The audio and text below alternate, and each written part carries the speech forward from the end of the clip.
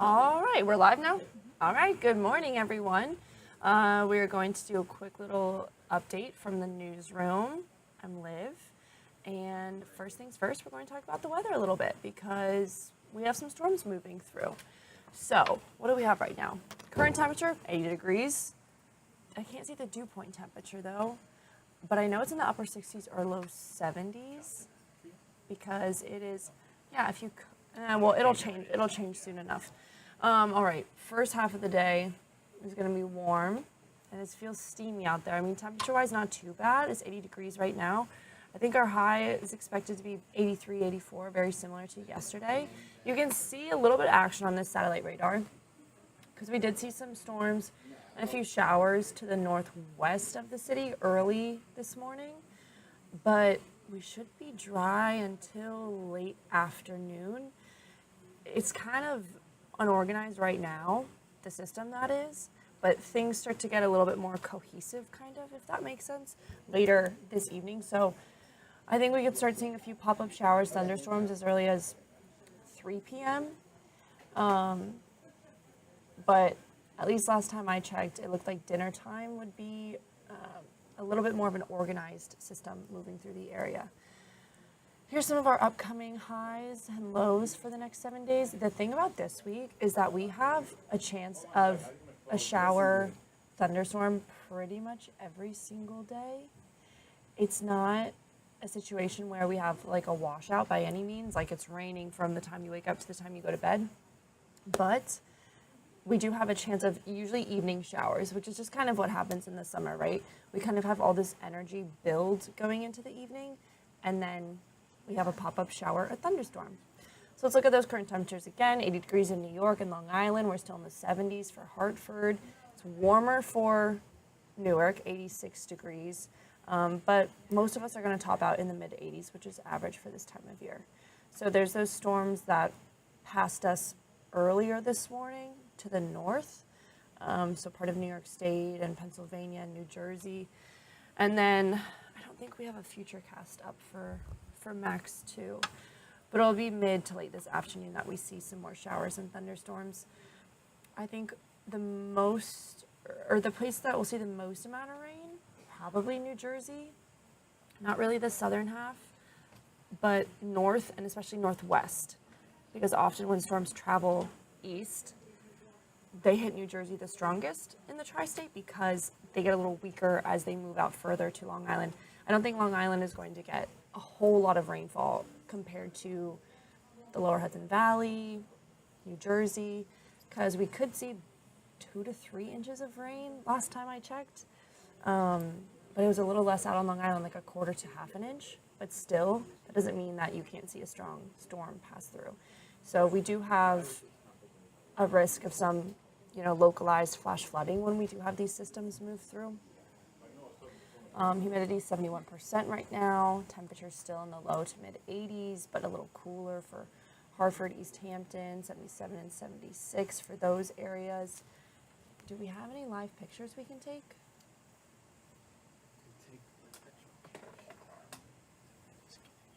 The Metro Cam. Ah, here we are. Okay, so yeah, it's just cloudy right now, and that's pretty much how it'll stay. I mean, we can get little bit peaks of sunshine, but it's actually helping because it is really humid out there. We couldn't bring up the dew point temperature at that time, but I wonder if I could see, I think it's like 70 or 72. The dew point temperature is 74 right now. That's really humid.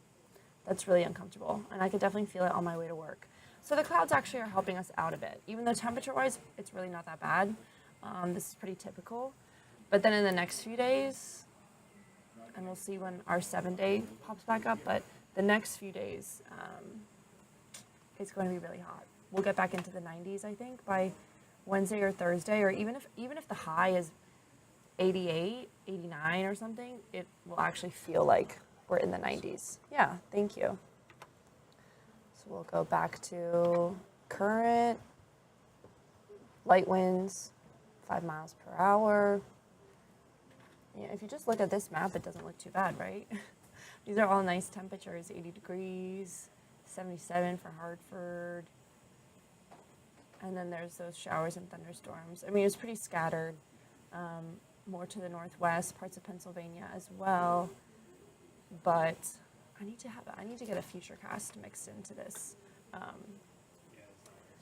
that we have. Yeah, I think it's on our Max 2 system. But still, I mean, I can just talk about it while the satellite radar is up.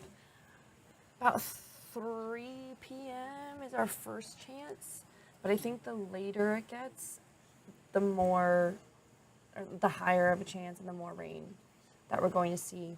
Thunder, lightning, localized flash flooding, again, like 1 to 3 inches. And those are those upcoming temperatures I was just talking about, where we are expected to get at least into the low 90s Wednesday, Thursday. I think that Thursday might be like juiced up a little bit. I don't think it'll get to 94, but probably 89 or 90, at least when I did the weather last night for the weekend show. Humidity 71%. I can't see the pressure. I'm leaning down like I'll be able to see it if I move. But we do have a front moving through, and that's what's bringing those showers later this afternoon. So we'll only climb a few more degrees from where we are right now, where it's 80. I think 83 or 84 is our high.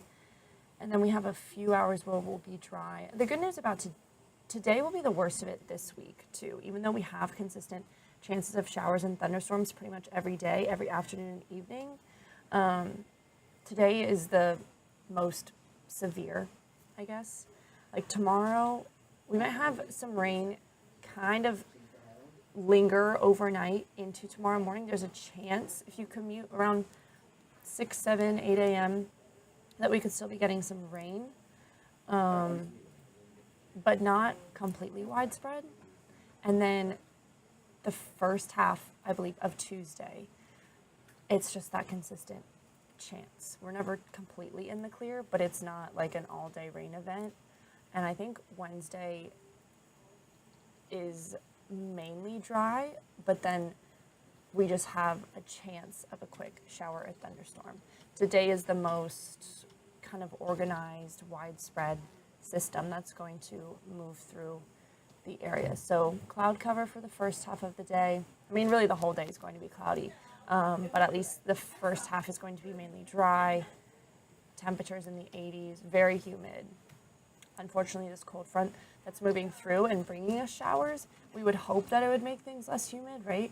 But it doesn't look like it's going to do much to the dew point temperatures. So again, there's a satellite radar, showers that moved to the northwest mainly, but I mean, some of us got a little bit of rain, but it was really early this morning, and then we don't really have to worry about it till later this afternoon. I hope, I mean, I get a little scared to say, oh, no rain for the second half, because, you know, when conditions are like this, sure, we could see a little bit of rain maybe earlier, but for the most part, it's going to be for the second half of the day and probably closer to dinner time and unfortunately the evening commute. And then rain will probably last through the overnight hours, but it'll be the strongest around dinner time. And we could see up to 3 inches of rain here, which is a lot for one evening, but a little bit less if you're out east and also down the shore in New Jersey. Really a lot of New Jersey will have a mostly dry day, but it's the northern half and especially the northwest that's going to get the most amount of rain. But that's my update for you guys. Lou? Now Lou's going to talk to you about something more fun, which is the All-Star game. Oh, but first, a break.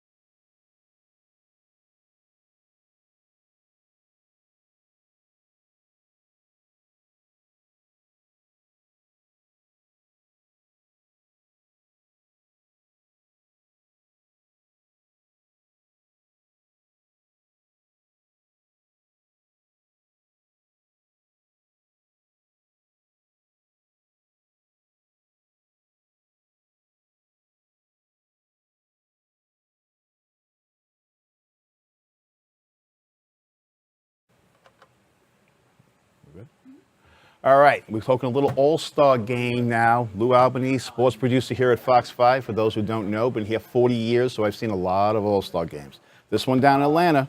Now, for all you Yankee fans out there, you remember the last time was in Atlanta. Derek Jeter, MVP.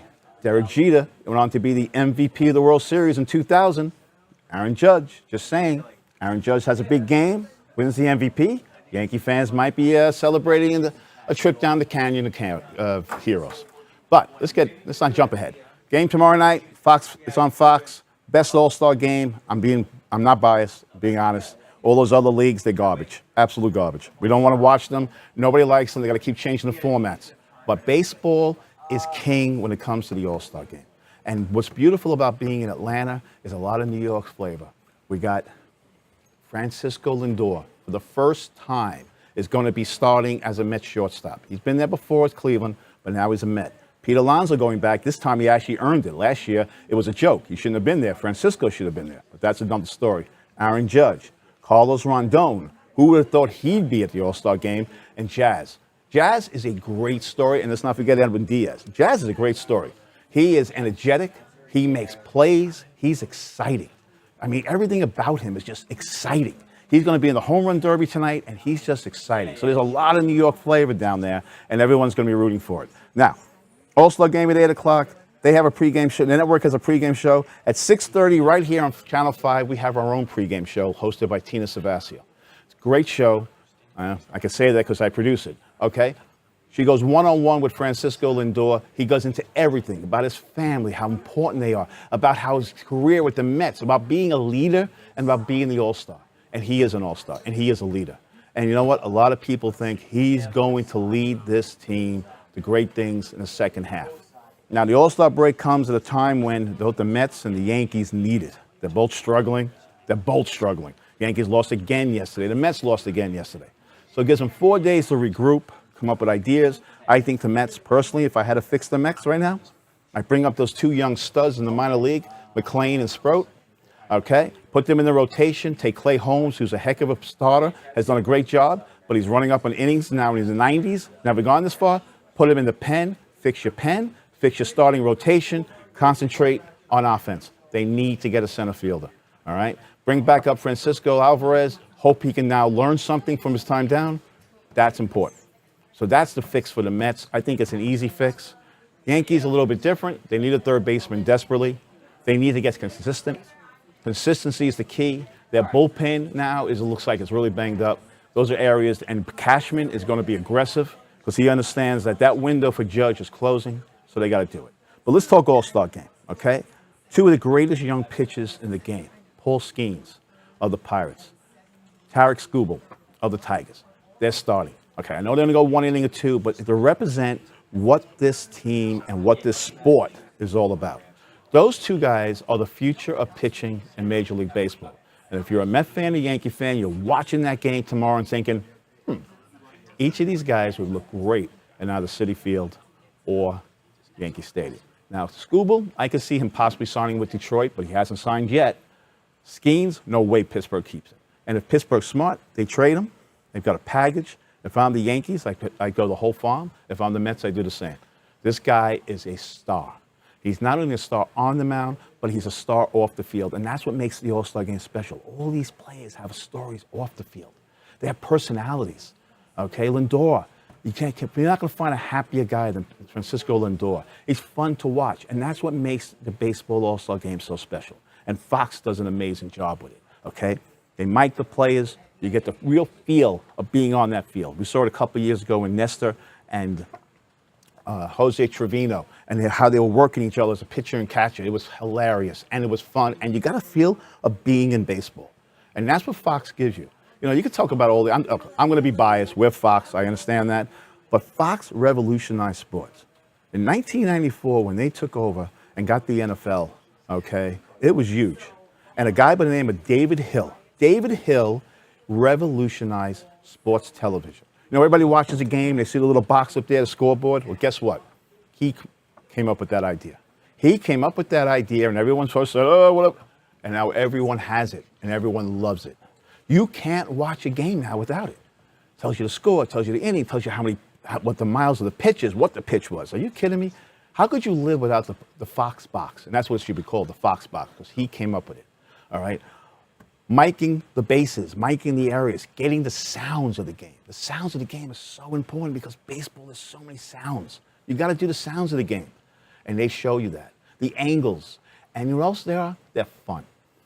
Before the game and after our pregame show is the Fox pregame show. Derek, A-Rod, Ortiz, Kevin Burkhardt. Everybody remembers Kevin when he was a Met guy here. He did the sideline for the Mets. He was exciting. He was fun, up and coming. We all knew he was going to be a star. And guess what? He's a star. And those guys have fun. Same as the guys in the NFL, Terry and Howie. And there's a reason why these guys have been around forever. They have fun. They understand that baseball is not just pitches and catches, this strike zone, and all this other BS. No, they understand that viewers who watch sports like fun. And they laugh and they have a feeling when you're watching that game and you're watching that pregame show, you feel like, hey, it's more than just a game, it's entertainment. Sports is entertainment, and they're entertaining, and that's the key. So the All-Star Game is entertaining. Fox Sports is entertaining. I can't build it up any more than that. I'm telling you point blank, these All-Star Game has the makings of something great. And I'm not just saying it because we're airing it, because let's face facts. At a time when ratings are going in the toilet, we're in the middle of July, the game is still averaging about close to 8 million fans. 8 million fans. If you add up all the rest of the network, they can't add up to 8 million. So baseball's still there. Everybody wants to kill baseball. Baseball's still there. People watch. People enjoy. Tonight's the home run derby. How great would it be if Jazz won that? All-Star game tomorrow. Lindor, Pete, and Judge go off, have great moments, all right? And you can't beat that. Now, I'll tell you what. We're going to take a break right now. We'll talk more because I got to figure out what else to say because I'm running out of things to say because I'm babbling too much and nobody wants to see me babble. So when we get back, I'll try to babble less after the break.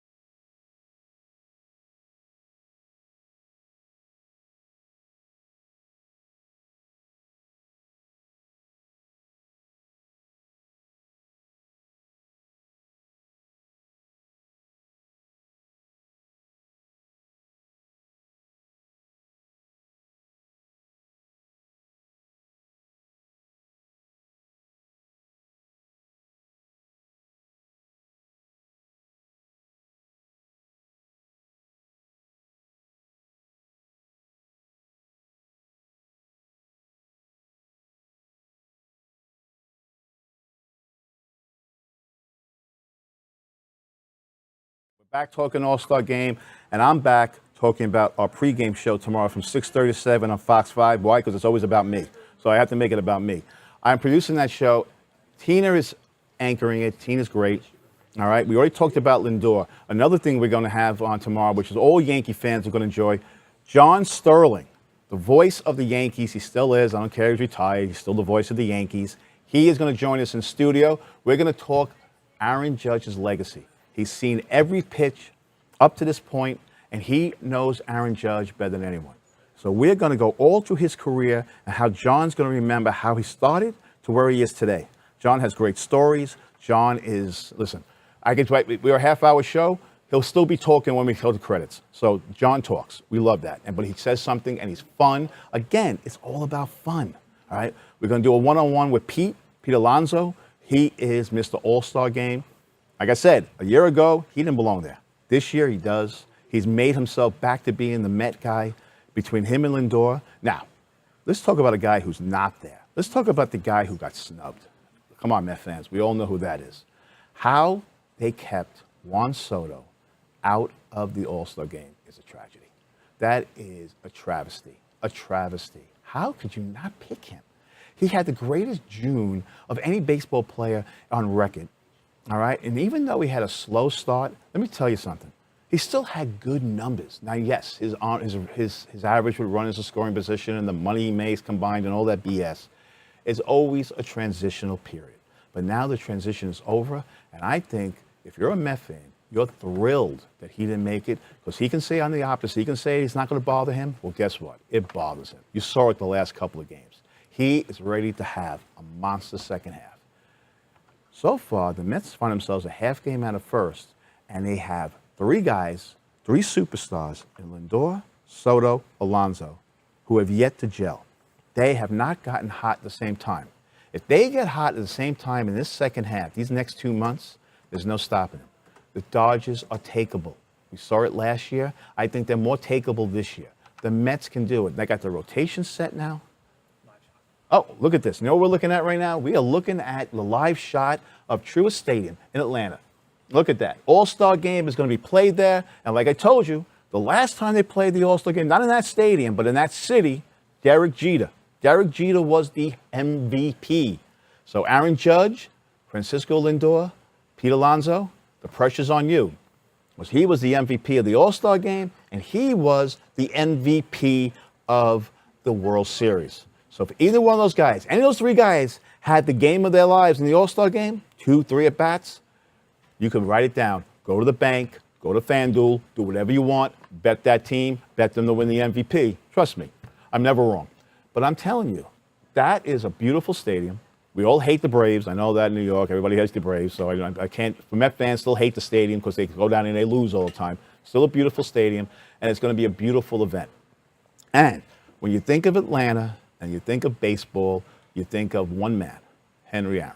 They're going to honor Henry Aaron, who is the home run king of baseball. Let's not kid ourselves. Let's get rid of the other clown.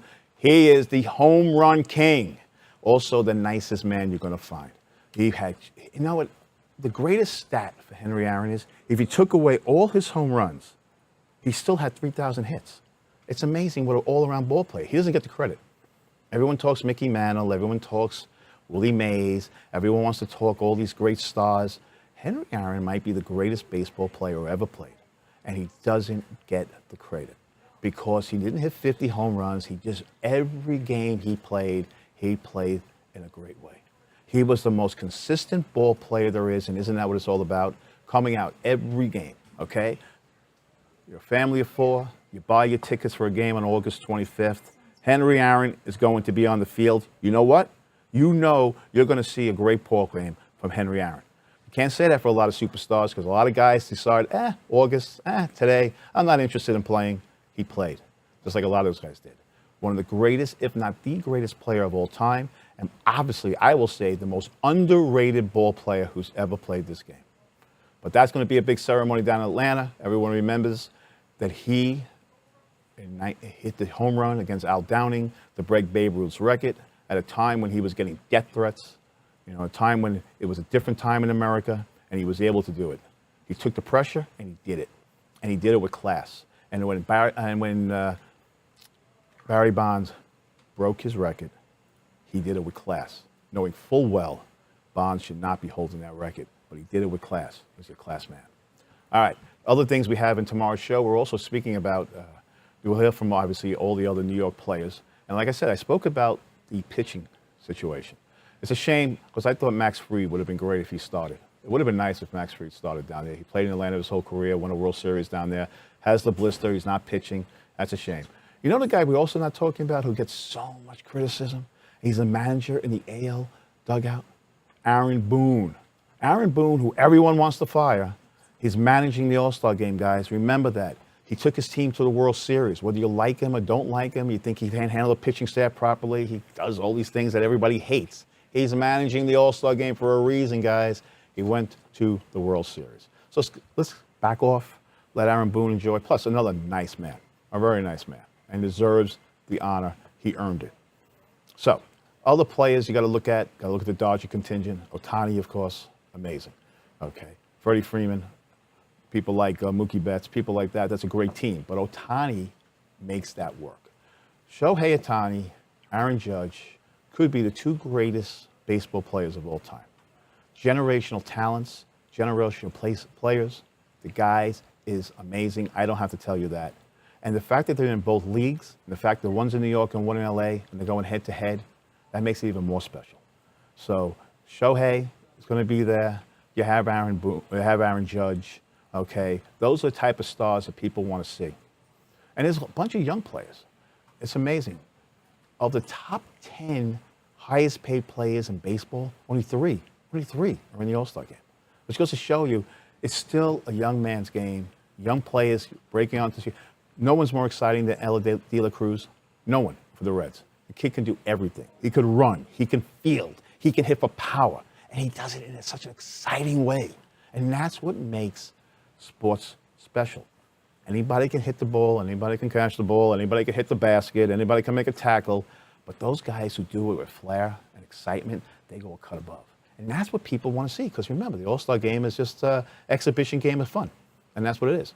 Don't take it seriously. Everybody should have fun. Everyone has a happy time. You'll see it tonight at the Home Run Derby.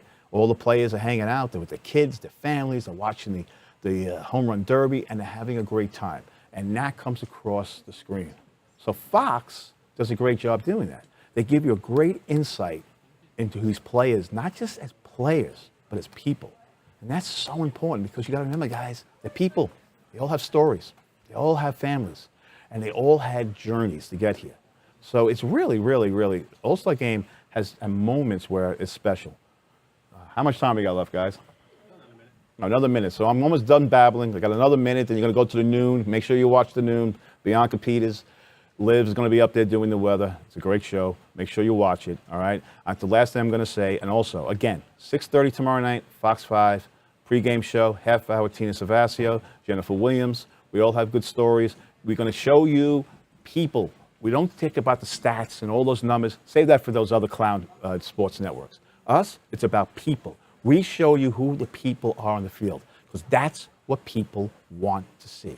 Fans need to relate to these guys as people, not just it. Again, we're looking at the All-Star field. You got the little star down there, have a little AS down there. It's going to be a great game, great moment. It's going to be a great moment tonight with the Home Run Derby. I don't know why I keep promoting that other network, but it's part of baseball. And don't forget the All-Star game tomorrow, 8 o'clock on Fox 5.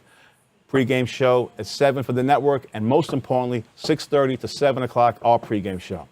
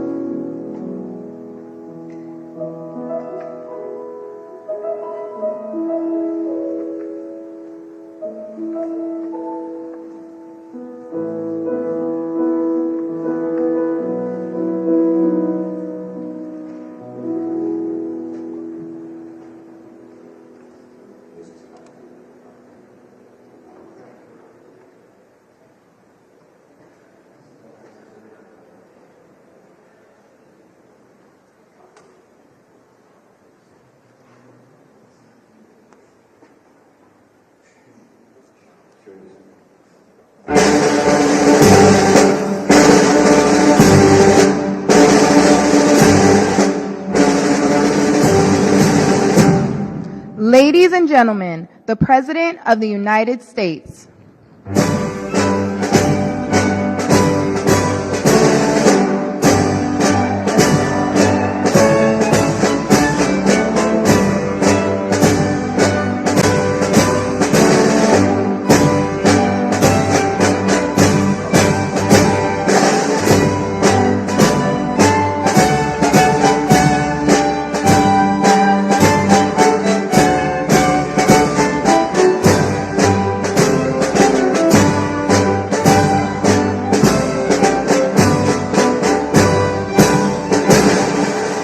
What a nice sound that is, isn't it?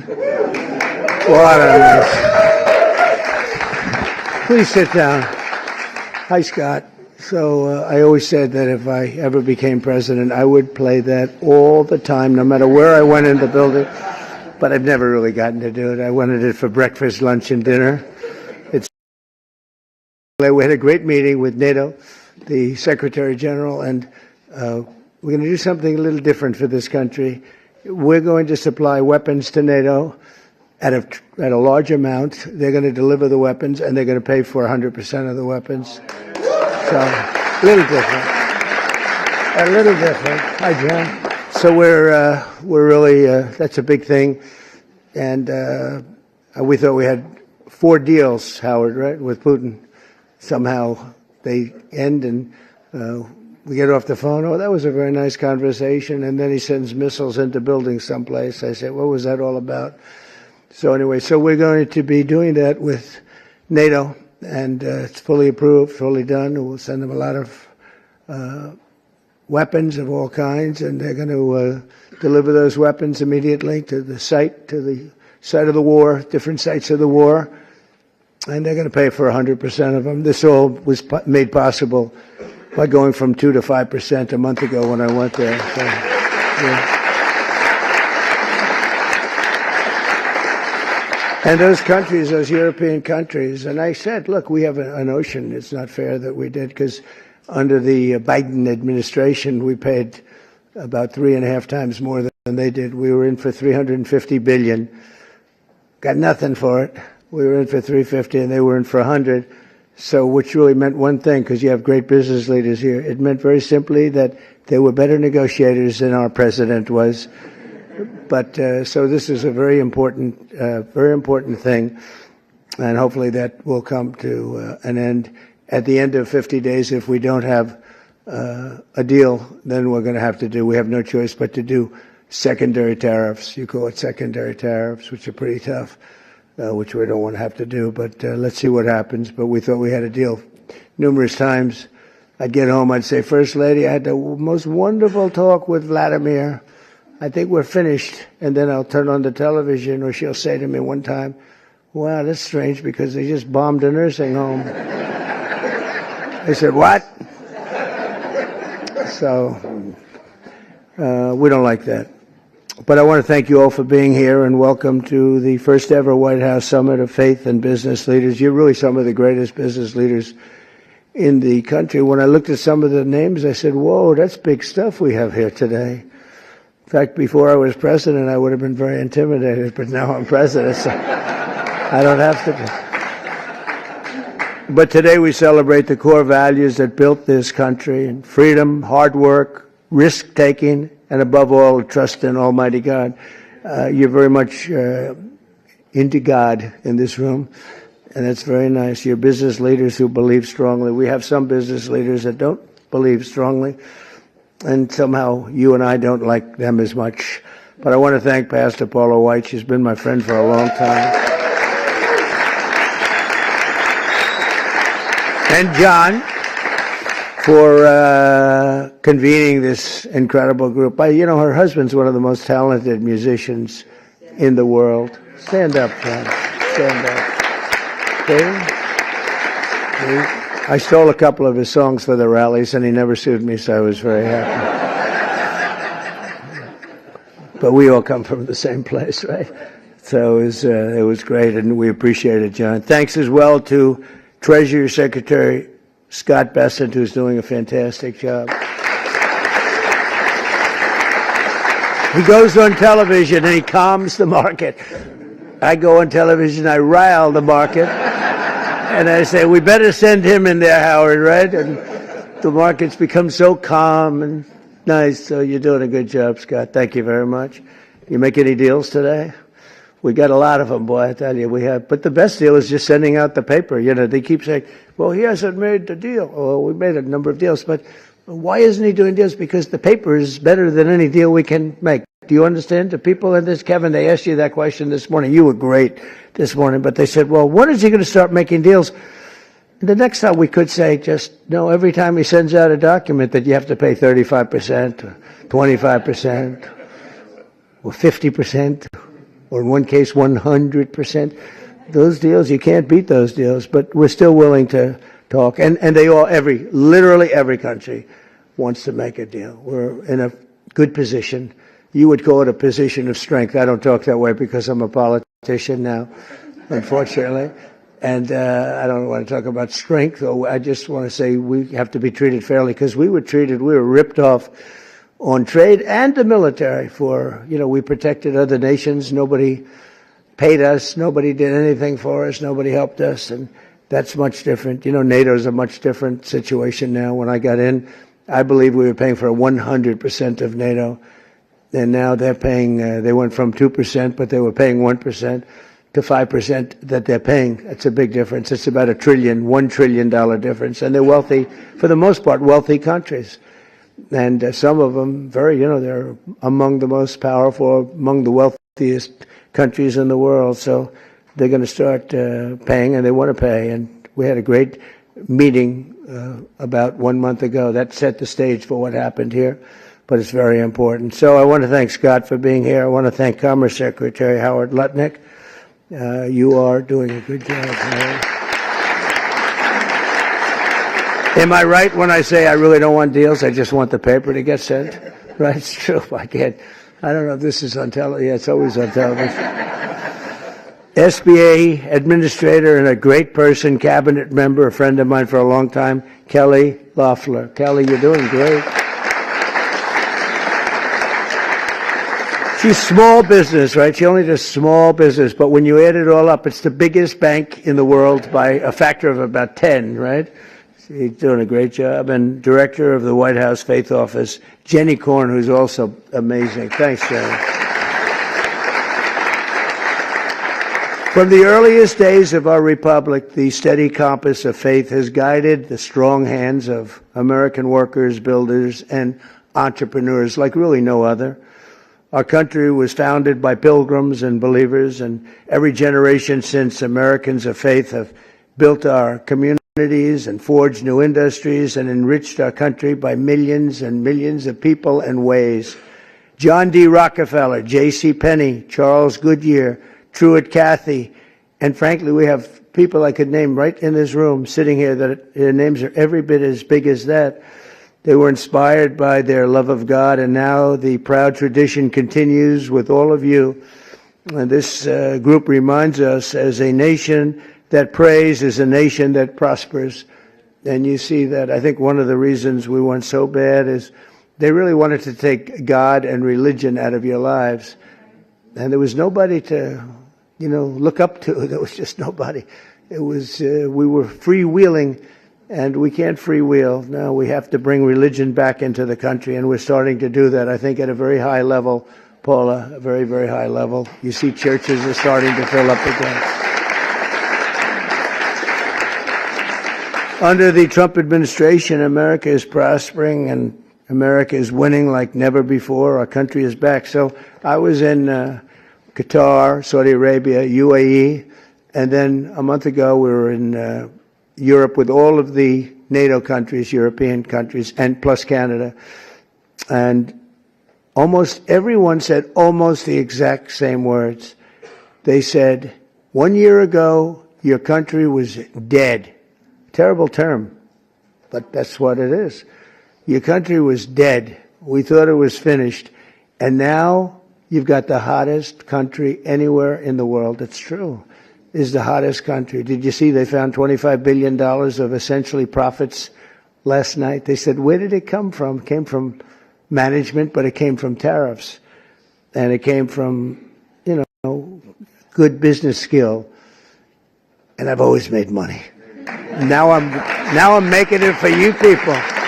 I've had good days and bad days, but in good days and bad days, I always found a way to make money, and we have to do that for our country. But and we did 188 billion in Scott just now, 188 billion in tariffs, 188, and we haven't even started yet. That's only for cars and steel. We actually have barely started. The economy is roaring, business confidence is soaring, incomes are up, prices are down, and inflation is dead. It's dead. We have a bad Fed chairman, really bad. If he would lower the rates, and I tried being nice to the guy, it doesn't help. He's like a knucklehead. No, he's a knucklehead. A stupid guy. He really is. You know, each point, think of this, each point costs us $360 billion. Billion. 1 point, 360 billion. 2 points, you got $700 billion. And we're way high. We're at 450 or 425? 450? And how do you go borrow money at 1% when the Fed has you at 450? And, you know, it's not that easy. I get angry at them. Why are we paying so much? You know, because he's got you up at this number. And we should always be the lowest. Now that we're doing great, we have no inflation. Think of it. Our stock market hit record highs. Everything's hitting a record high. We're really running good with no inflation. And we should be at 1%. We should be less than 1%. I think Switzerland is the lowest at like 0.5%. We should be lower because without us, there's no world. I don't want to sound overly aggressive, but without us, you have no world. And we put our country on solid footing. We had a man as president who was the worst administration, worst president in the history of our country. We've had some bad ones, but he's the worst ever. What he did at our border can never be forgotten. 25 million people allowed to pour into our country, all unchecked, unvetted, murderers, gang leaders, gangsters, people that you don't want in our country under any means, terrorists. We have many terrorists in our country, and we're watching them close. Tom Homan, by the way, is doing a phenomenal job. Kristi Noem is doing a phenomenal job. We had last week, it was reported, nobody, not one, even I don't know if I believe that number, but it's done, the numbers are done by liberals. So they said, did you know that? They said we had nobody, zero, cross our border. It's the first time that ever happened. Zero. Did you hear that? It's like crazy. But we have people from mental institutions, insane asylums even. That's a mental institution on steroids, essentially. But we had people coming into our country. We can't have them. And we have to get them out. But we can never forgive this administration, this past. And I'm okay with administrations. I mean, I can go through a Democrat administration, say, hey, look, they worked hard, they tried hard. But the things that they did to this country, we can never, ever forget it. From the rigged elections to the border, to the transgender for everybody, from men playing in women's sport. Do you ever take a look at some of these records? There was a long-distance race, a marathon, where they had a great female runner, a number of them, but they had one in particular, and they had just an average male runner who had transitioned. He won the race at the end of the day by 5 hours and 14 minutes. They waited for 5 hours. The weightlifting records are better, though. The weightlifting records are better. You know, the way they took a record that hasn't been broken for 18 years. 18 years. And, you know, they'd add a quarter of an ounce on each side of the barbell. And they'd just, a little tiny piece of stuff. She'd go up and she couldn't get it up. And this guy comes along. Have you lifted before? Yes, at a low level. He was a low-level lifter as a man, but transitioned. And he goes up to that thing. Bing, bing, bing, bing, bing. Could have done it all day long. Broke the record by 119 pounds. The whole thing is crazy. The swimming records are pretty good too. You got to see that. I told the story. You had this great group of young ladies, and they grew up with each other because they sort of swam at the top level, and they were swimming. And one girl was seriously injured. She looked left, and she saw the same girl she grew up with, Kelly, in California. Same girls, that young age, they sort of rise to the top. She looked to the right, she saw the same girls, but there was this giant standing right next to her. And he had transitioned, you probably heard this, he had transitioned. And she'd never seen her before. And when the race was started, he blew by her so fast that she suffered massive windburn. They had to take her.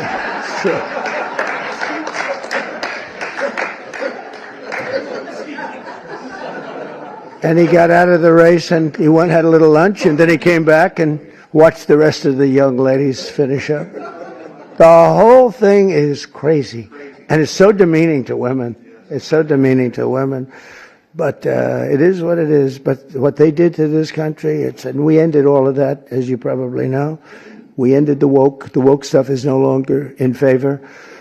But we're doing fantastically. Wages for blue-collar workers have surged by the most in over 60 years. Gas prices have reached the lowest level in 5 decades. Actually, we're going to see some really good numbers. Drill, baby, drill. Drill, baby, drill. I got to make sure that people can afford to produce the gas. But the gas has gone to the lowest level in decades. And you're seeing $1.99, $1.98, and I saw $1.95 at certain states. Not California, because every time it goes down, they add taxes onto it. You're at $6, $7. They just add taxes. All they do is they keep adding taxes. Terrible governor, doesn't know what he's doing. He may be a candidate, but if you go by success, you can't have him be a candidate. And on Friday, it was announced that the United States Treasury ran a budget surplus. Is that true, Scott? In June, for the first time in many, many decades. Wow. I didn't know that. That's a good one, too. I'm going to have to put that in my repertoire, Scott. But the biggest victory of all came 10 days ago when I signed the one big, beautiful bill into law. Right? And just as I promised, we did something that was amazing. Everybody was against it. I wanted it. I know Scott and Howard liked the idea of it too, but it was very risky because they've never done anything like it in terms of the size. It's the biggest bill ever passed, of its kind ever passed, by far. And they were going to cut it into 2, 3, or even as many as 7 bills. And I said, the problem is that in the one big bill, everybody gets something. When you cut it into 7s, there are 4 or 5 of them, or 3 of them, right, Kevin, that you get nothing. All they're going to do is fight it. You'll never get them passed. And so we went with it. I was on a show called Deface the Nation. Have you heard of it? They're so bad. They're so bad. These people, they're so average. But I was on this show, Deface the Nation. Ladies and gentlemen, President Donald J. Trump on Deface the Nation. No, but they're all so bad. But we were on the show, and she said to me a question. She said, what would you call this bill? Would you want to have it called One Big Beautiful, or would you rather see it? I said, what I want is one great, big, beautiful bill.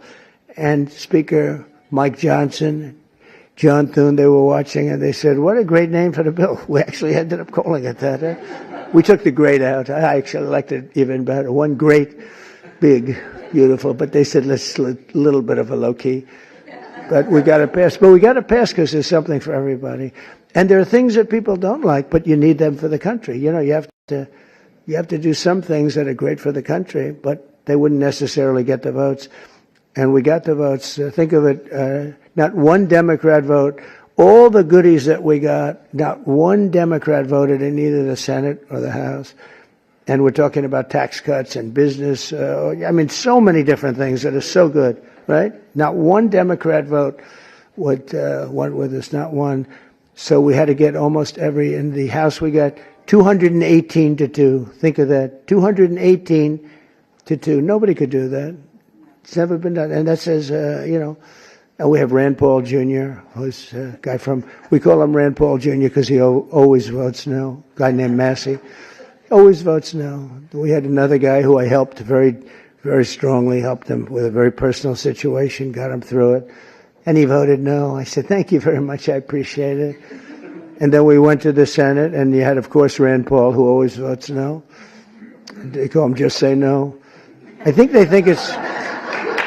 No, I think and I got him elected. I had to go to Kentucky twice to do rallies to get him elected twice. But they forget. A lot of politicians forget. And then we had a couple of others. Susan Collins, she's another one. Just Say No. She always brutal. And we had some people. Tillis, I guess, was a no, right? He was a no. And they said he was brave. He said no to the president, but he resigned the following morning.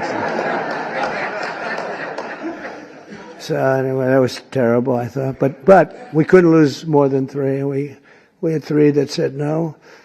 And so we won that 50 to 3. So it's pretty close. And the senator came over to me and said, I can't believe you won the House. Great guy, this senator, Eric Schmidt, who's doing a great job. He said, I can't believe you won the House. I said, actually, so remember 218 to 2. We needed 3, so we could have lost 3. We actually only lost 2. I said, no, actually, the Senate was tougher than the House of the 2. That question's asked to me, who was tougher? I'd say the Senate was tougher, actually, amazingly. It shouldn't have been. We had a slightly bigger margin in the Senate proportionally, but it was brutal. It was, they said, sir, we have 12 hard no's. You know, a hard no is not recoverable, right? This was at 2:30 in the morning. Mike Johnson called up. It could be 20, but it's at least 12. So could you call them, sir? I said, what time? I said, 2:30 in the morning. And we have to win, right? We can never give up. The people in this room, right? You never gave up. Mike supporter right from day one, and her husband with a bad damn back, right? How's his back? Is he okay? Every time I see him, he's got a bad back, but he's got a lot of cash, so. A lot. He's got a lot of cash.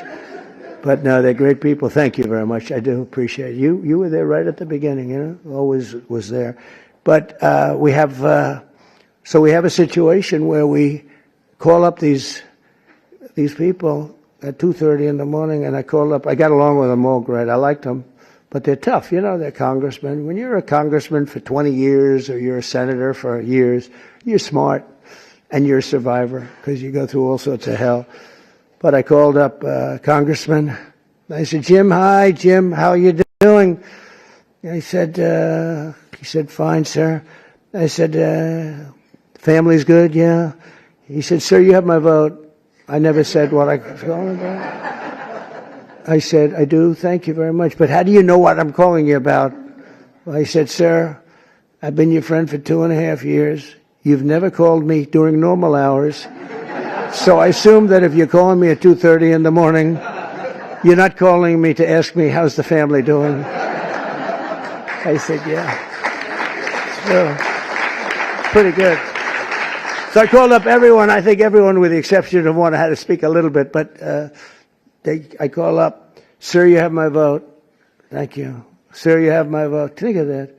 And we got 12 votes in a matter of, I called back 20 minutes later. I said, you got all the votes. That's spirit, right? That's spirit. They wanted to maybe hear. They wanted to have a little love.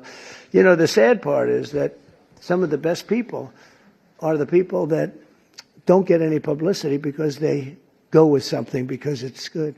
So a guy like some of the people I'm talking about, but some of the people where you didn't even have to call, they vote yes, 100%. You don't have to waste any time with them.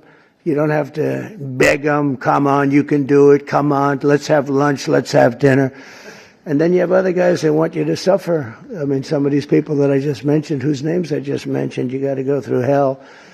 And the ones that are really good, and they love the country, and they're doing right. I mean, what's the alternative? The alternative here, you're getting the biggest tax cut in history, and with the Democrats, you're going to have the biggest tax increase in history. Now, we could go into 100 other details. They're equally as crazy. So I said, so what's the difference? So you're going to say no, and you're going to have the biggest tax cut in history this way, and you're going to have the biggest tax increase the other way, and you'll probably end up in a depression, because if you ever did that, it would be a shock to the whole world. That's what happened in 1929. I said, so you're going to vote for the other side? Well, sir, I'll do what's really appropriate. You know, the losers. But you have that. Really, they're grandstanders. You know, you have grandstanders, and you have them in every business. And the Democrat has far fewer. They're grandstanders. But, you know, the one thing about them, they have bad policy. They're evil people in many ways, but they stick together. You don't have it where you don't have, I don't want to use too many names, but you don't have a Mitt Romney in the midst who makes you suffer. You don't have some of the people that I mentioned who make it so hard. They make it so hard. And the alternative is one of two things. You can either get all these things and make the economy strong, or you're going to literally have perhaps a depression where you people so rich, so beautiful, so nice to look at, will be totally busted. And let's see how long your wife stays with you. You're beautiful. She'll stay with you for about 3 weeks, and she'll say, darling, I can't take it anymore. I can't take it anymore, darling. I'm leaving you. I said to one guy, he's a very, very unattractive man, but he's smart. And he's rich, and I said, you better hope we get this thing passed, because your wife will be gone within about 2 minutes. He said, you're right. But so we had a tremendous success, and it gives you the biggest tax cut in American history, the largest spending cut in American history, and the largest border security investment of all time. And again, we're doing great on the border. I almost say, why do we need it? We have such good numbers, but you need it. Ultimately, you're going to need it. I built hundreds of miles of border wall. Without that, you could have never had the results that we had.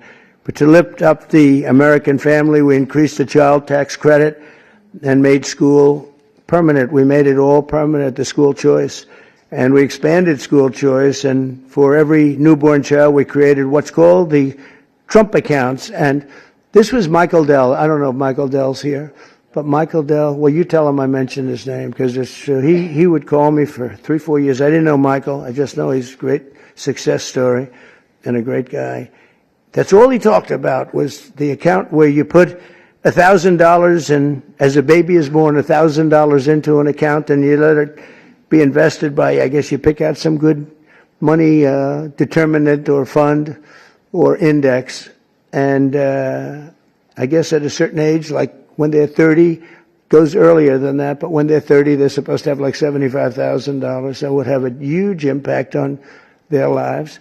And it could even be more than that. So that passed. And you know, it's funny, that was one of the easiest things we had to get passed. Can you believe it? I thought so many people loved it. They actually call it the Trump accounts. And I didn't fight for that name, right? I didn't fight for that. I said, that's a very great honor. But Michael Dell was amazing. That's what he said he's going to invest billions of dollars doing it for children. He's going to put a lot of his money into it. But even more importantly than the economic success, we're restoring the spirit of our country. America is once again an optimistic nation. We were so down. It was depressing. We were so down. That's why I ran again. I got cheated. They rigged the election. But I said, you know, if I didn't think I won, I would have never run. Because that's like a poll, right? You lose, you lose. It's worse than a poll. But I saw the lack of spirit in this country for 4 years. It was a dark, horrible place. And for people of religion, who were arresting your pastors, they were arresting if you went to church and you had a service outside. And the reason outside, because you had the COVID. And you could go outside. They'd arrest everybody for even having the service. I'll tell you, religion took a big hit because of the way they treated all of us. And we now have a confident nation, an optimistic nation, and we have one nation under God, and we'll always keep that term.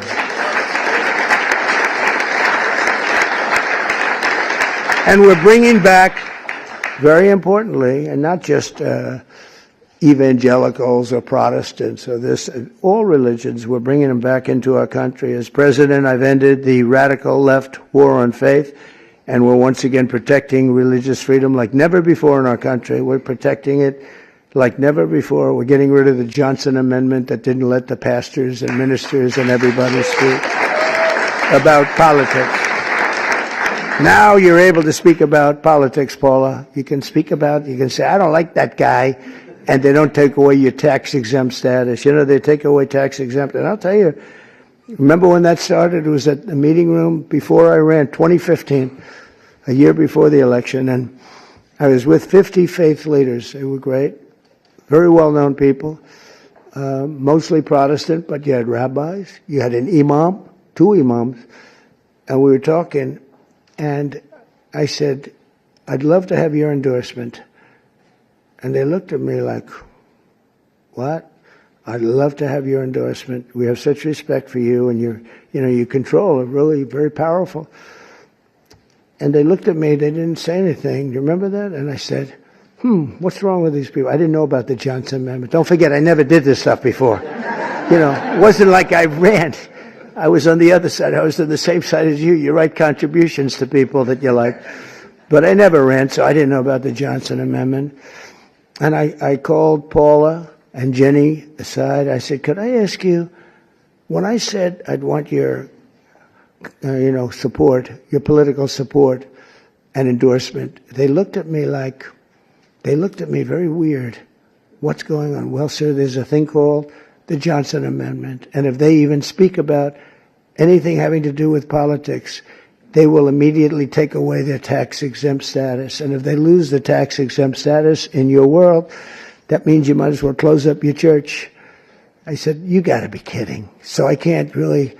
And I told them, we had another meeting a couple of months later, and I said, you people in theory are the most powerful people. You're more powerful than man or woman because we have more than 50. Let's assume men and women are 50-50, but you have 80% between all the different religions. I said, you have more power than anybody, but you're not allowed to use your power. I said, we're going to get rid of that because people want to hear what you have to say more than anybody else, pretty much. And we did get rid of it, and we launched something that's great. And now you see people, if they like somebody, they're able to talk about that somebody for office, right, Jenny? We're able to talk about a certain politician that has your values and likes your religion. It's okay. And we got rid of that. Was Lyndon Johnson, a very powerful guy. And he had a problem with a pastor, I think in Houston. And the pastor was not a fan of his, and he put the clamps on the guy. He really did. Amazing, actually. And we opened it up. I looked at him, and we're up 68 stories in the air at Trump Tower, and at this beautiful conference room. I look down, I see people walking up and down the street. I said, that means that person walking up and down the street, any one of them have more power than you do because you're not allowed to even talk about it. You were even afraid to talk about it, but they're not afraid any longer, and I think they appreciate it. As president, I've ended the radical left war on faith, and we're once again protecting religious freedom instead of destroying it. And God is once again welcomed back into our public square. It's very important.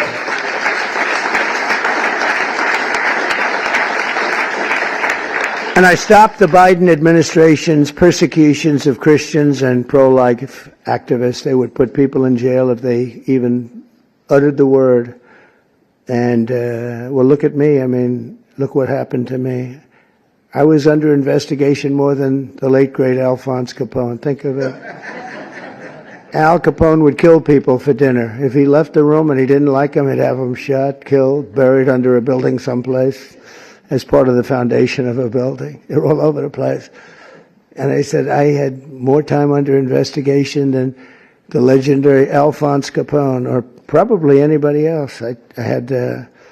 But I had a lot of good people with me, and most importantly, I had the base with me at a level that it actually became stronger. The one thing I did that was very helpful, I was indicted 5 times. Think of that. Indicted. That wasn't a word that was in my father's looking down, my mother's looking down. That my son's not supposed to be indicted, I think.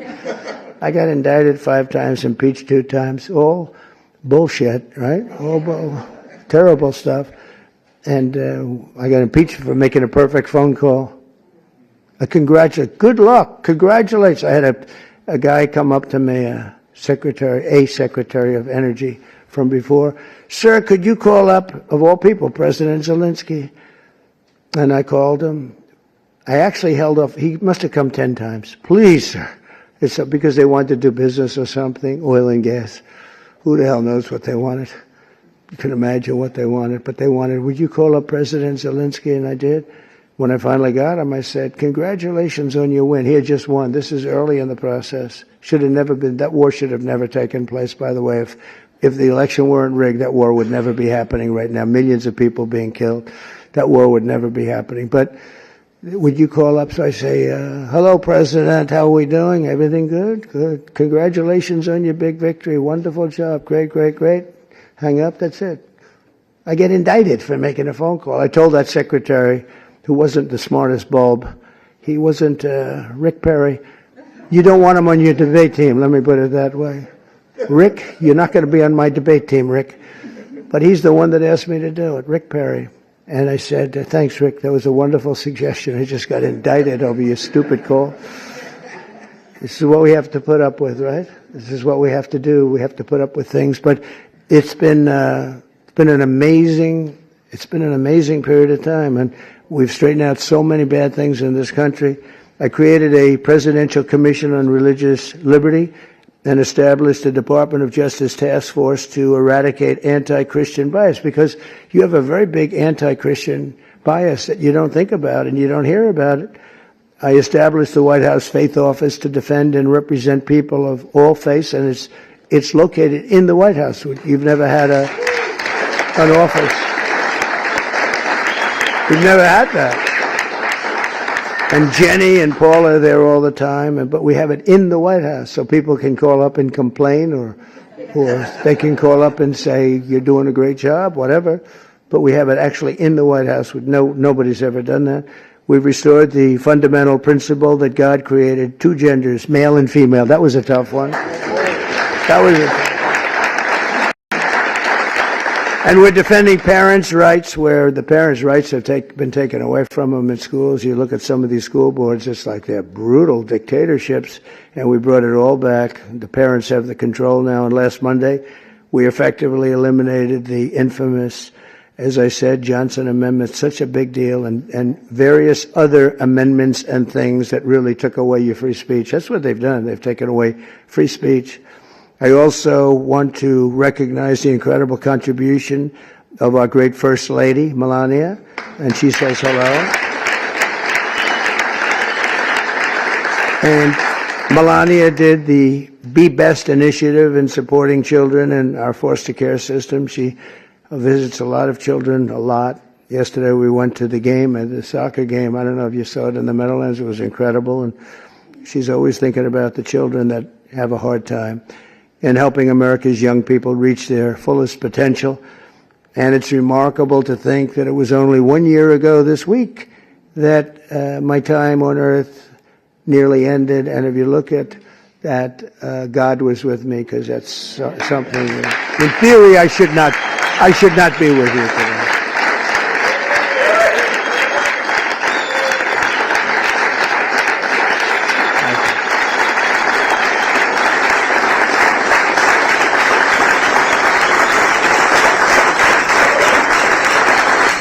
Well, I believe that, and I believe it, that my life was saved by God to really make America great again. I really believe that. I think I have a son, he's a great shooter, like a championship shooter. Don and Eric was a great shooter, both of them. But they said that at that distance with that gun, you didn't have a chance. And we turned the head at the right time, didn't we? Huh? We turned the head at the right time. So, I don't know, some people say it was lucky and some people say something else. I say something else. I think God helped us. So I always believed in giving back to this nation, a nation that we love so much, and I know that everyone lives by that same sacred principle. The people in this room do, I can tell you. I hate when I see complainers, people that complain and they don't do anything about it. Like, in many cases, the media, not all of the media. I must have something because we won in a landslide. I think of it, we won every swing state. We won by millions of votes. We won the popular vote. We won there's a district vote that's very interesting. It's where the whole map is looks red for a Republican, by the way. But the whole map came out, I think it was 2,750 to 505. Think of that. That's broken into little districts, little areas. We had an unbelievable election, and so I don't know, somebody said, yeah, how do you win without the press?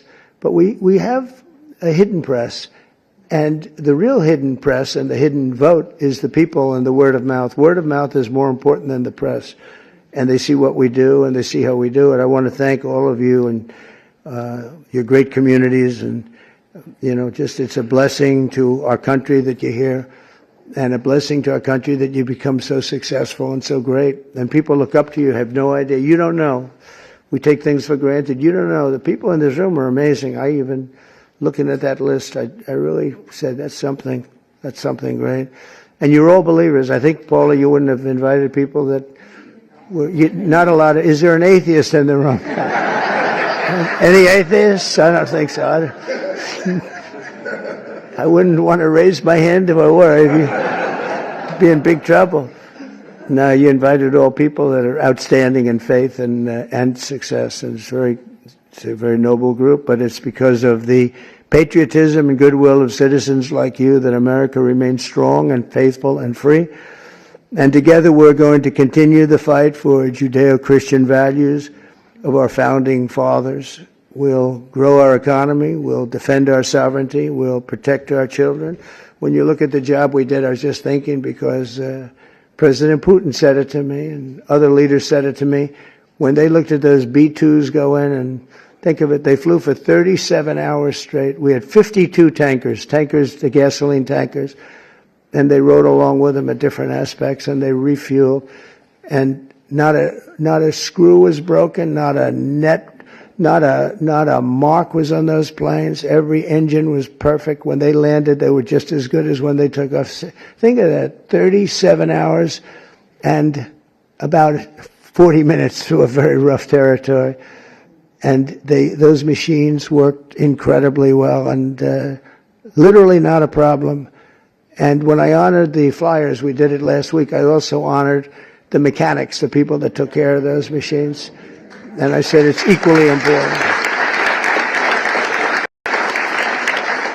And you compare that, same country, you compare that with what happened with Jimmy Carter. It was a sad situation. The helicopters were coming down and they were crashing, and the men were all over the place trying to get the hell out of there. And it turned out to be a hostage situation and horrible thing. And probably it was one of the things that cost him the election, certainly. But when you think of that and you see this was, in terms of perfection, they think it was a perfect military. We sent the planes to Guam. Everybody thought we were flying to Guam. And they said, oh, they're going to Guam. Well, Guam's out of the way. At the same time, we had some others go in a different direction. I watched horrible CNN. You have to watch sometimes your opposition, and they are opposition. And I saw that they had basically the plans of when we're going in, when we would be entering Iranian oil airspace. And I said, that's weird. And I called the general, Raisin Kane, he's fantastic. I said, General, and Pete Hegseth, I said, I'm watching newscasts where they're saying what time you're taking off tomorrow and what time we're going to be entering the very dangerous airspace, the worst air space anywhere there is, anywhere that in the world. I said, what do you think? Sir, we'll be fine. We blow them away, we'll be fine. Because, they went those B-2s with 7, and they were surrounded by a lot of great planes. F-22s, the most beautiful plane ever built. The fighter jet, F-35s. Had a lot of different planes going with them. I said, but wouldn't a surprise be better? Yeah, it would be better. I said, well, then let me cancel it, and let's make it at a different time. So the day before, I canceled it. I said, I'm canceling it. We'll do it sometime within the next 2, maybe 3 weeks, but I'm canceling it. And then I had a meeting, and I said, I have an idea, because I got slightly big coverage, to put it mildly. So everyone knew it was being canceled. I said, let's leave at the exact same time we were supposed to leave, the following day. And we took off, and that's when the planes went out to Guam and this and that, and we took off. And that was the only time And they said it. That was the only time they knew we wouldn't be coming in, was the exact same time that I came. I said, let's do something. And they flew in, and they were stealth, incredible planes. They were stealth. And they hit every bomb, hit their mark. Every single bomb hit the mark. It was unbelievable how they did it. And then they said, skedaddle. Skedaddle means get the hell out of there. They had to get out of that airspace. But it was an amazing thing, and I think it was so great for our country in so many different ways. You know, you see so many incompetent people, like the way we left Afghanistan with Milley and all these incompetent, stupid people. And Biden, I mean, it was him. Leave everything behind. We'll leave jets behind. I said to Milley, I said, so you mean to tell me, because I was going to leave. We would have left earlier than them, but we were going to leave with dignity and strength. I said to Milley, you mean you want to leave a jet fighter behind? Sure, it's cheaper if we do that. I said, wait a minute, give me a tank of gas and I'll fly it to Pakistan, or I'll fly it to someplace, or I'll fly it back home. Why is it cheaper? Oh, it's just cheaper.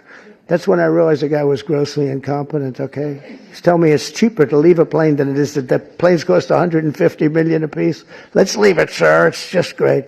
And they did. They left all, you know, I was taking everything, but they left it behind. But when you look at what happened and compare that to what we have now, we have a real great machine. I rebuilt the military in my first term, and we left some of it to Afghanistan and the Taliban, and they have their parades. I hate those parades. Every year they have a parade wheeling down our equipment on some very unattractive street. That's, you know, their Fifth Avenue. They show our equipment going down. Just it's getting older and older, but I hate to see it. But we're going to be working together to protect our children, and with the grace of God and the blessing of Providence, we will lead our country to heights that it's never seen before. I think we're going to be more successful in many ways, but I think we're going to be more successful than we've ever been. And I do think this, if we didn't catch it, if we would have lost this election, our country was finished. I think we were run by incompetent people. We were run by an auto pen that nobody knows who used it. I think it's one of the biggest scandals in the history of our country. We were run by an auto pen. Nobody has any idea who used it, including Biden. He doesn't know. Saw that interview yesterday. He knew nothing. So it's a very terrible. We're against an evil group of people, and they're very smart. Very smart. He's not, but they are. They took over the Oval Office. They actually took over the Oval Office. We can never let a thing like that happen again. So, Paul, I want to thank you very much, and I want to thank Jenny, and most importantly, I want to thank the people in this room. You really are incredible people, an inspiration to our country. And I know you don't know that. You don't think it because you're too busy working. But you are. You're a great inspiration to young people that want to be just like you when they grow up. And thank you very much for being here. And it's a great honor. And, Paul, I think you're going to say a prayer. I'll stay with you while you say your prayer, okay? Thank you very much, everybody. Thank you. Thank you very much.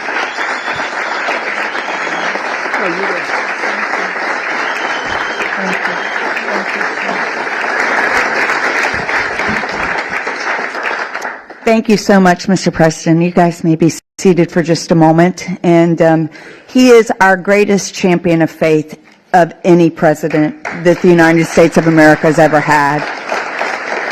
We are deeply grateful for that. We are very honored that you are all here with us at the White House, and where faith is not sidelined, but has a seat at the table.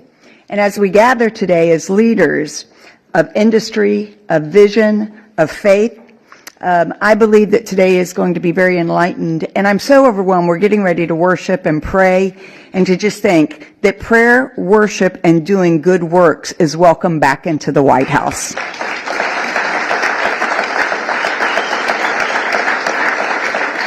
President Trump, is a historic and a bold move, established the White House Faith Office to recognize some simple truths: that America is strongest when faith is engaged and not silenced, when believers are activated and they are not isolated. This administration understands that people who are of faith, who are entrusted with wealth and influence as you are essential to building a stronger, freer, and a more compassionate nation.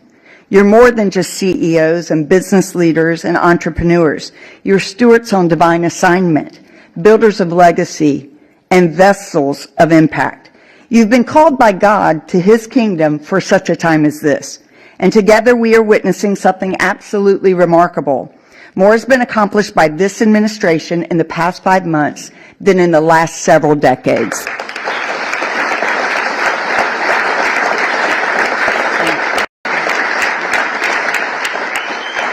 And that is due to the leadership of President Trump, his administration, and the great team he has assembled. America's spiritual and moral foundations have been restored, and it's only the beginning. Today's not just a luncheon. It is a moment of divine alignment, a commissioning. And we believe that God is raising up business leaders who don't separate faith from enterprise, but who see their platforms and their pulpits as their businesses and instruments for eternal impact. Let us pray. Heavenly Father, we come before you with great reverence and expectation. Your word declares in Isaiah chapter 43, verse 19, "Behold, I am doing a new thing. Now it springs forth. Do you not perceive it?" Lord, we do perceive it. We see the stirring of your hands, reviving hearts, reforming systems, raising up leaders at this very hour.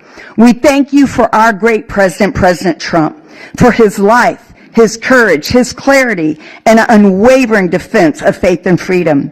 May your wisdom guide him and your protection always surround him according to your word that does not return void. In Psalm 89:21, that you say, "My hand will sustain him, and surely my arm will strengthen him." We bless every person in this room, those you've entrusted this wealth, strategy, and vision to, according to 1 Timothy 6. That you tell us, do not put our hope in riches, but be rich in good works, generous and ready to share. So they are your Josephs in Egypt, the wise stewards in famine. They are your Daniels in Babylon, the uncompromising voice, and your Lydia in Philippi, the ones who expanded the kingdom. Let this be more than a meeting. Let it be a movement where we come together and converge to bless communities, care for others, and reach nations, empowered by your purpose and your grace. Unite us with the common cause to use our time and talent. For thy kingdom come, thy will be done in the earth as it is in heaven. In the mighty matchless name of Jesus, we pray these things and come in agreement. Bless this food and bless everyone. And everybody said, amen. And by the way, it is Secretary Howard Lutnick's birthday, so I'll wish him a very happy birthday. We are so grateful for your time, President, and my husband John's going to worship. At any time that you have to go, we know that you have spent more than enough time, and you are running the country exceptionally for us, and we are all so grateful. So he will stay as long as possible, but will you let President know how much we love and appreciate him?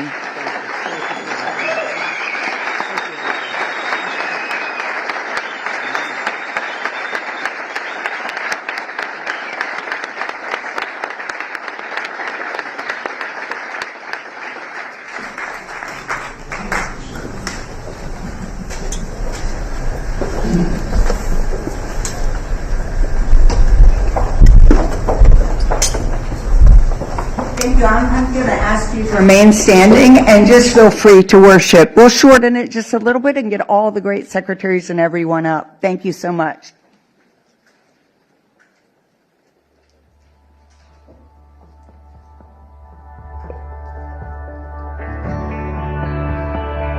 You guys sing along with me. Praise the Lord. Come on.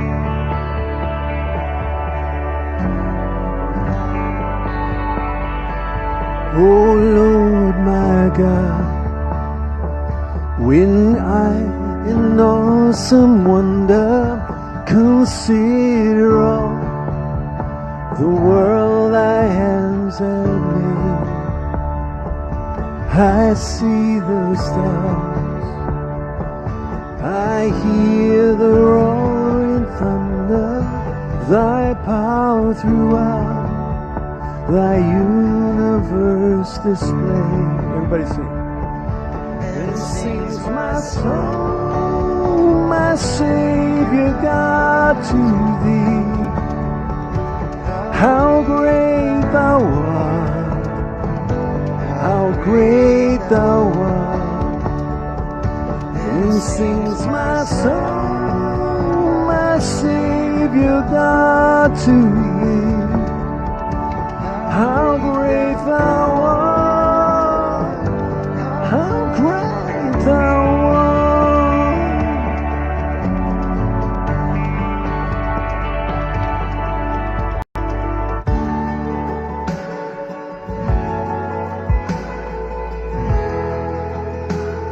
You know this one?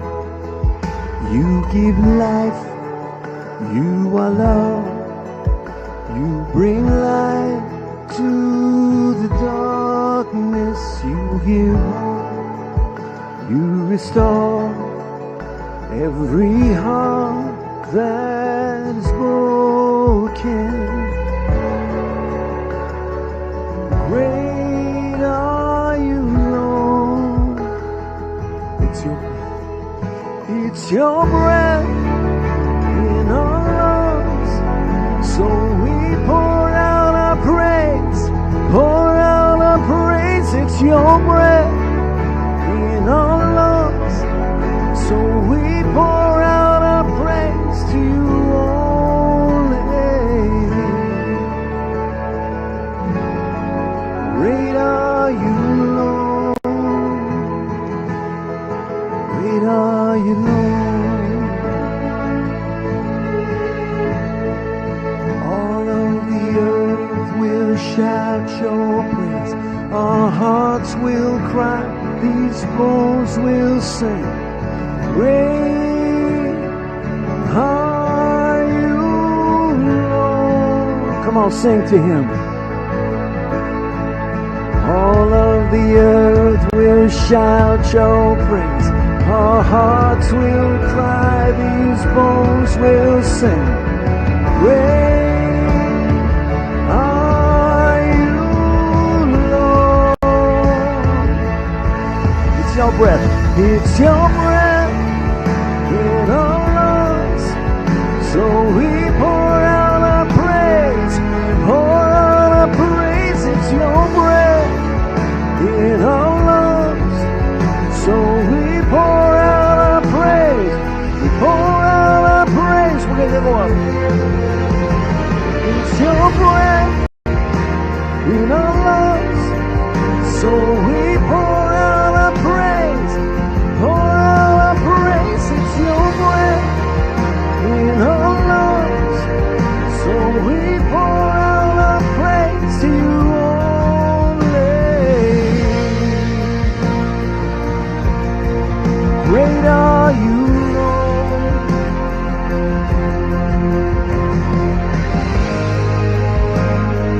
Great are you, Lord. Hallelujah.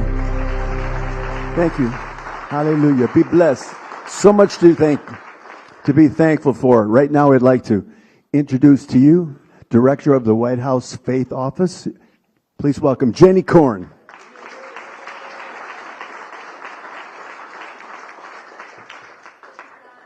Music, you can be seated. Music is uplifting and even better from an amazing artist and man of faith like Jonathan Cain. But worship isn't just a pretty song. It recenters our hearts. It lifts our spirits and souls and reminds us He is with us. It welcomes the presence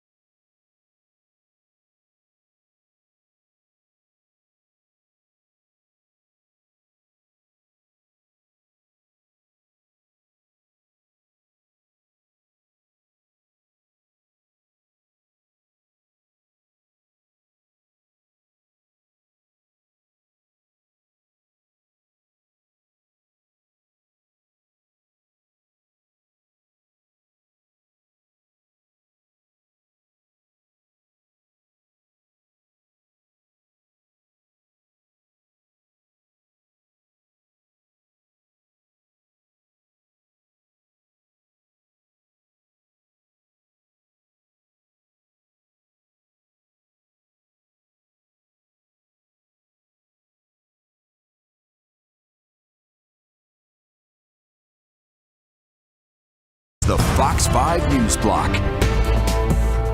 Well, rush hour attack. A man stabbed in the head multiple times while riding the subway. And boosting pay for thousands of grocery delivery workers, a legislation City Council is voting on.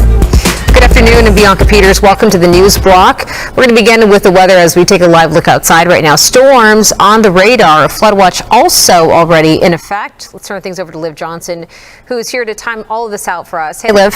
Hey, Bianca. Yeah, we do have a flood watch in effect for most of the tri-state area. Anything in this green shading is what's going to get the most amount of rain and kind of hit with the strongest storms as well. So it's really the western half of Connecticut. We have all 5 boroughs of New York City into the Hudson Valley and then most of northern New Jersey. We get a little bit of a break for southern New Jersey and some places along the shore. Same thing out east on Long Island, but we will still see showers and thunderstorms through pretty much the whole tri-state area. We've already seen some rain kind of on and off this afternoon, and we saw some early this morning as well. Now it's going to kind of concentrate at first a little bit northwest of the city, and you can see that on our futurecast. So by later this evening, we'll still see a few scattered showers and thunderstorms, but then it kind of picks up and organizes a little better into a line of showers and thunderstorms by about 7-8 p.m. Again, we do have a flood watch for the area. We can expect strong gusts of wind and some localized flooding, and then it moves out by really late tonight / early tomorrow morning. So getting a little lingering rain around 2 o'clock in the morning on Long Island. Then tomorrow, a slight chance that we could see a few pop-up showers, but nothing like today. Bianca. All right, Liv, thanks so much. Now to that brutal attack on the subway. Man stabbed over and over on the head while riding a 1 train. Fox 5's Lisa Evers is live in Hamilton Heights on how all of this happened. Lisa, very stressful situation for all the passengers around. Bianca, that's exactly right. Stressful and very terrifying. And we're getting a lot of reaction from riders here who tell us they're not surprised that a man was stabbed in the head over a subway seat. Now, police do have a suspect in custody, and my sources close to the investigation tell me that this wasn't the first time he pulled a knife. Now, the NYPD is telling us that this disturbing drama unfolded about 6 a.m. inside a subway car on the southbound number 1 train as it was pulling into the 145th Street station. My sources close to the investigation tell me a 20-year-old man approached the 56-year-old victim who was sleeping and jostled him to wake him up and get his seat. Words were exchanged, and the 20-year-old suddenly pulled a knife and plunged it into the victim's head. NYPD officers who were on the train were alerted to the altercation and were able to arrest the 20-year-old on the spot. Police are telling us that that suspect has been identified as 20-year-old Giovanni Alcantara. He's charged with assault and criminal possession of a weapon. Here's how riders are reacting. I think right now we're in an era where we're seeing more and more crime happening, but I think the crime has still been kind of like always happening. I think that's still just like sad and jarring that, like, you know, a lot of these people that are doing these crimes aren't mentally well and they need help. I feel like it's not getting better. I mean, they just installed like these new gates to like keep people from pushing people onto the tracks, but I think it was just a waste of money because people, if they want to push you, they're going to unfortunately push you. Now, the 56-year-old victim was rushed to a nearby hospital. We're told he is in stable condition. Sources close to this investigation tell me that this suspect allegedly attacked his own mother with a knife within the last week. That's the latest here from 145th Street and Broadway in Harlem. I'm Lisa Evers, Fox 5 News. Bianca, back to you. All right, Lisa, thank you for the update. Meanwhile, Democratic lawmakers are calling on ICE to stop using the Metropolitan Detention Center to detain migrants. Congressman Dan Goldman and other elected officials held a news conference outside of the Brooklyn facility today. They say the conditions inside are inhumane and dangerous and have resulted in inmate deaths. They claim more than 100 immigrants are being held at the jail right now, and they say many of them don't have criminal records. Trump administration is now sending non-criminal, non-charged, non-violent immigrants, many of whom have ongoing asylum cases, to be detained in this place where federal judges will not send convicted criminals. We reached out to ICE for comment but have not heard back yet. And the City Council is expected to pass a series of bills to increase pay for thousands of deliveristas. New York City leaders are voting on measures that would support the delivery workers by expanding both wage and workplace protections for them. One bill would require third-party food and grocery delivery companies like Instacart to pay their delivery workers at least $21.44 an hour. Now, that is the same minimum wage given to workers at Uber Eats and DoorDash and set by the Department of Consumer and Worker Protections. City Councilman member Sean Abreu sponsored 3 of the bills, which are being voted on this afternoon. Most deliveristas are immigrants, they're working class families, they represent communities of color, they represent in many ways the underserved. And so this is we see as a moral obligation, but also an obligation to uplifting their families who we so desperately rely on in New York City. The package of bills also includes requiring delivery workers to get paid within a week of the pay period.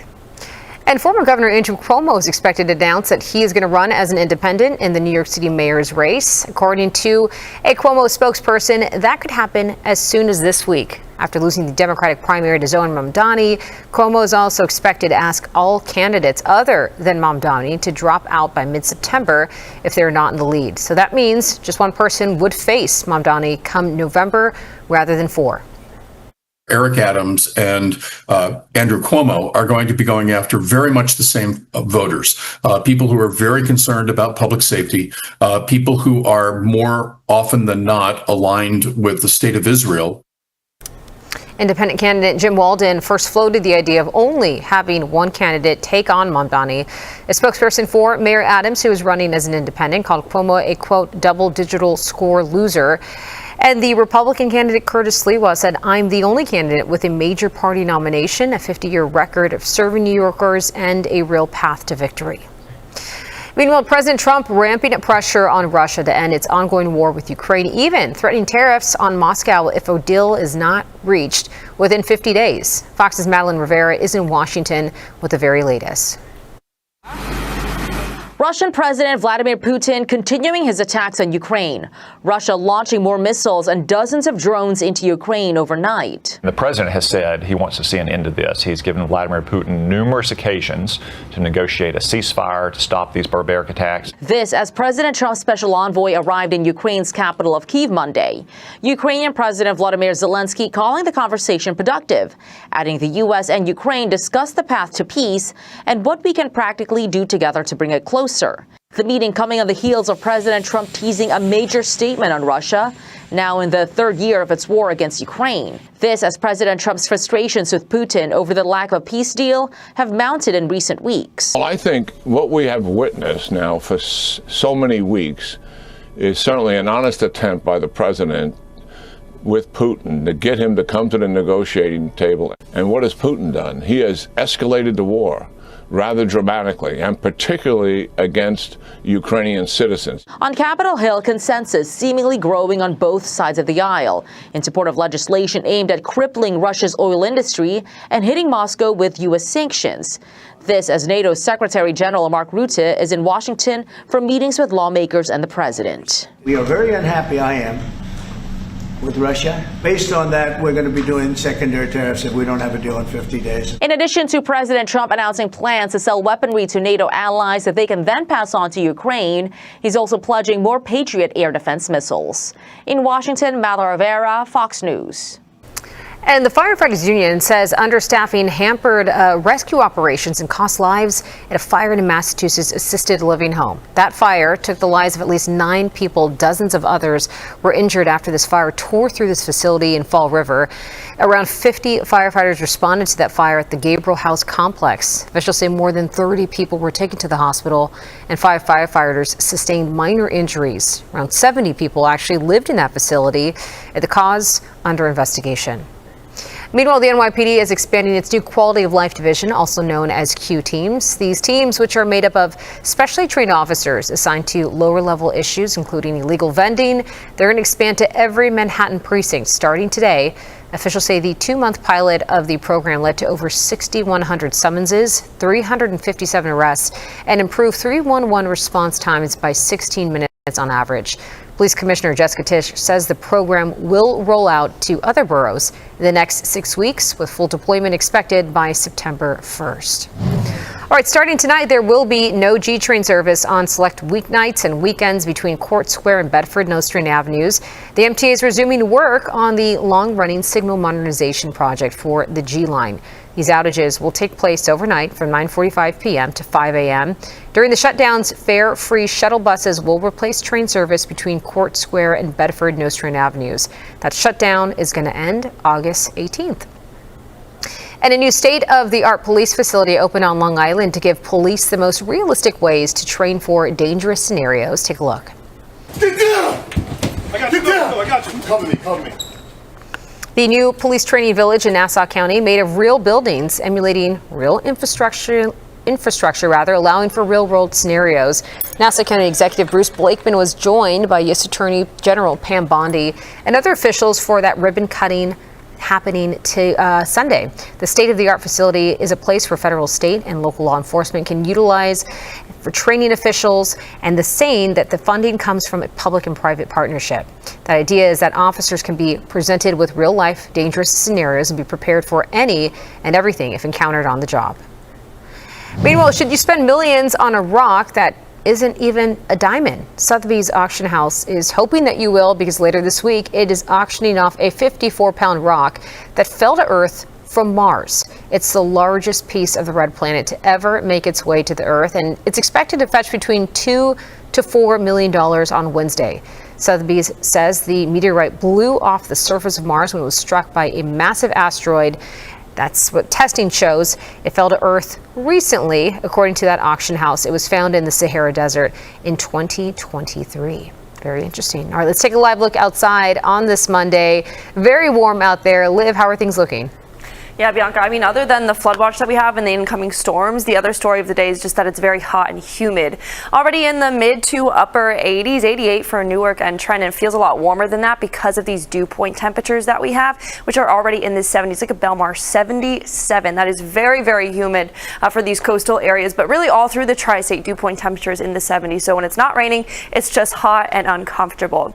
When we look at our future rainfall graphic, we see a chance of about 1 to 3 inches, but I mean, look at Trenton, slamming Trenton with this rain that we have incoming, almost 6 inches. Now, that's probably overshooting just a little bit, but still it's a significant amount of rain that we're going to see through these areas that see the highest numbers. A little bit less if you're out on Long Island or even Hartford, about a quarter. Same thing down the shore in New Jersey, but New York City and directly kind of northwest of that area is looking at significant rainfall. And then we have a good chance of rain every single day for the next 5 days or so, and then a real warm up by the end of the week with temperatures climbing back into the 90s Thursday and Friday. Bianca? Oh yeah, definitely getting warmer there. Liv, thanks so much. Well, that's your news block for now. I'm Bianca Peters. Thanks for joining us. Tune into the 5 o'clock news on Fox 5 and right here on Fox Local for all the day's news as it develops. We'll see you back here tomorrow.